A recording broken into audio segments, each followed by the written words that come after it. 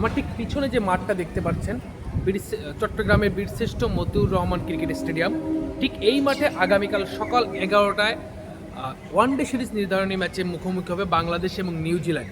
এর আগে আমরা দেখেছি মিরপুরে যে দুটি ওয়ানডে হয়েছে সেখানে প্রথমটাতে আমরা হারলেও দ্বিতীয়টাতে দারুণ এক জয় সিরিজের সমতা ফিরিয়েছে মেহেদী হাসান মিরাজের দল।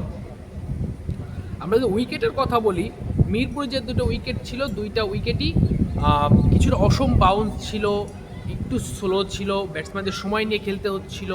দেখা গেছে 40 ওভারের পরেও অনেক সময় স্পিনাররা টার্ন পাচ্ছিলেন। শুধুমাত্র ফ্লাড লাইটের আলোয় কিছুটা কম্পারেটিভলি ব্যাটটা সহজ হচ্ছিল। আবার কালকে যে মাঠে খেলা হবে, যে উইকেটে খেলা হবে, সে এই যে চিটাগাংয়ের যে উইকেটটা বা চিটাগাংয়ের যে মাঠ, এই উইকেটের মাঠ আমরা যদি ইতিহাস দেখি বা সাম্প্রতিক সময় দেখি, সবসময় দেখেছি যে কিছুটা ব্যাটিং সহায়ক হয়, কিছুটা ফ্ল্যাট হয়, বাউন্সটা সমান থাকে, ব্যাটসম্যানরা সহজে খেলতে পারে, বলটা সহজে ব্যাটে আসে। সেক্ষেত্রে যদি আমরা তুলনা করি তাইলে প্রায় পুরোপুরি একটা ডিফারেন্ট উইকেটে আগামীকাল সিরিজ নির্ধারণী ম্যাচটা হতে যাচ্ছে। সেক্ষেত্রে আমরা যদি একটু চিন্তা করি, আমাদের 2027 বিশ্বকাপের যেটা হবে সাউথ আফ্রিকা, জিম্বাবুয়ে এবং নামিবিয়ায়, ওই বিশ্বকাপে যদি আমরা সরাসরি খেলতে চাই, সরাসরি খেলতে হলে আমাদের এখন প্রত্যেকটা সিরিজের ফলই গুরুত্বপূর্ণ। ফলে আমরা যখন বিশ্বকাপের প্রস্তুতিটা নেওয়ার কথা ভাবছি, ঠিক একই সঙ্গে আমাদের বিশ্বকাপে সরাসরি খেলাটা নিশ্চিত করতে হচ্ছে।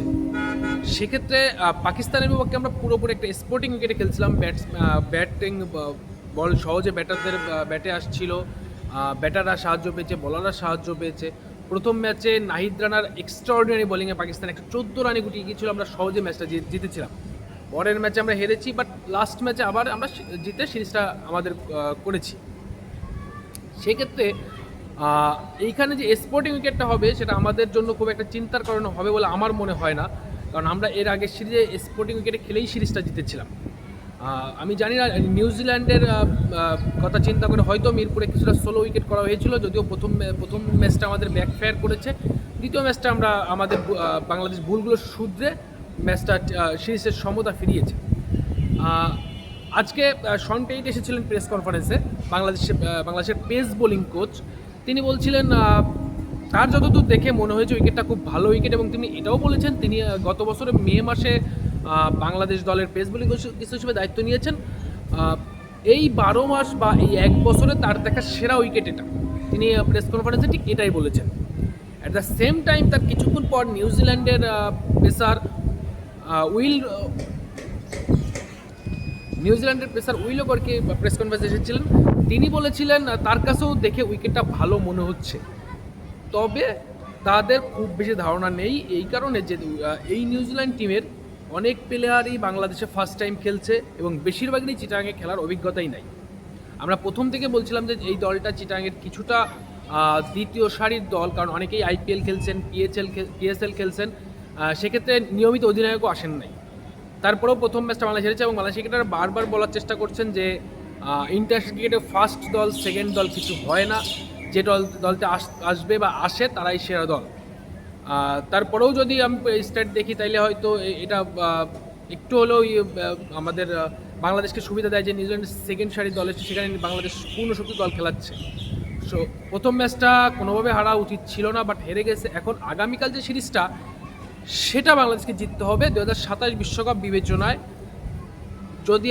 যদি বাংলাদেশ সরাসরি ওয়ার্ল্ড কাপ খেলতে চায়।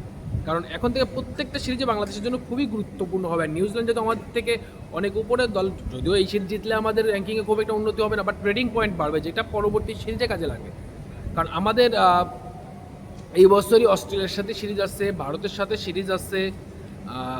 সো এই নিউজিল্যান্ডের সেকেন্ড সারি দলের সাথে আমরা যদি বাংলাদেশ যদি না জিততে পারে তাহলে এটা কিন্তু একটা বড়সড় ঘাটতি থেকে যাবে। কারণ অস্ট্রেলিয়ার সাথে সিরিজ জেতা, ইন্ডিয়ার সাথে সিরিজ জেতা আমাদের জন্য কম্পারেটিভলি কঠিন কাজ হবে। সেক্ষেত্রে এই সিরিজটা বাংলাদেশ জিতে রাখে তাহলে ওই সিরিজগুলো আর বেটার কনফিডেন্স পাবে, বেটার মানসিকতা নিয়ে নামতে পারবে। আমরা যদি পরিসংখ্যানের দিকে তাকাই তাহলে দেখা যাবে 2013-14 সালে লাস্ট নিউজিল্যান্ডের সাথে বাংলাদেশ সিরিজ জিতেছিল।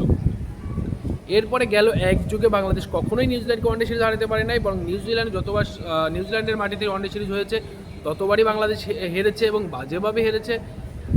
একই সঙ্গে নিউজিল্যান্ড সর্বশেষ যে সিরিজটা বাংলাদেশে খেলতে এসেছিল 2023 সালে 23 ওয়ানডে বিশ্বকাপের ঠিক আগ মুহূর্তে বৃষ্টি বিঘ্নিত একটা সিরিজে বাংলাদেশ হেরে গিয়েছিল। তখন অবশ্য অফ দ্য ফিল্ড অনেক কিছু চলছিল বাংলাদেশ, যার ইফেক্ট আমরা বিশ্বকাপেও দেখেছি।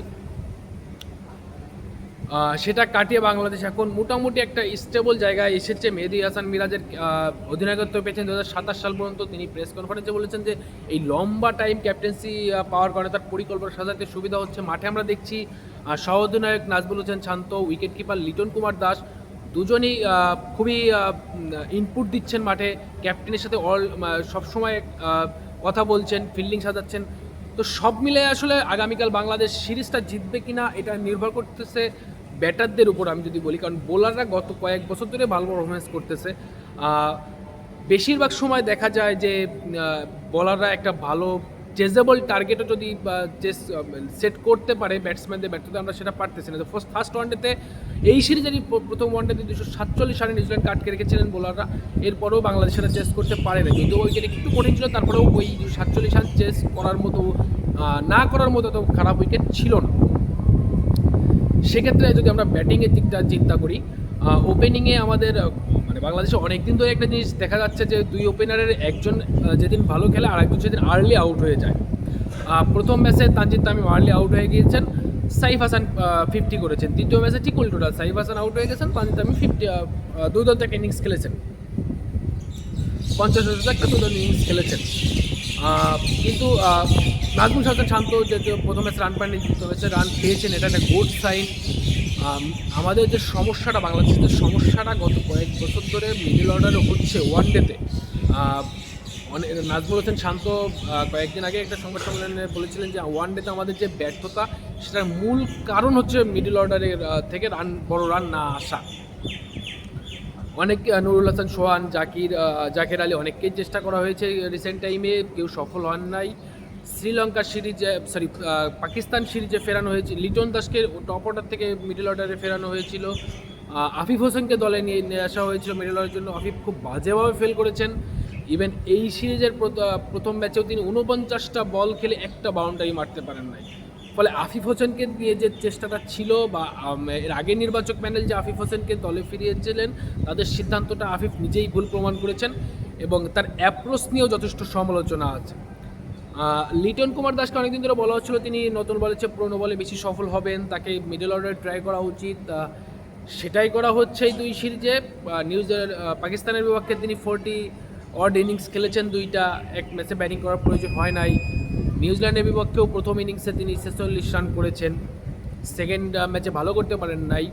তো তিনি মোটামুটি পাস মার্ক পাচ্ছেন। বাট আমি বারবারই একটা কথা বলি, লিটন যে টাইপের ব্যাটসম্যান তার কাছ থেকে 40-45 রান আশা করে না কেউ।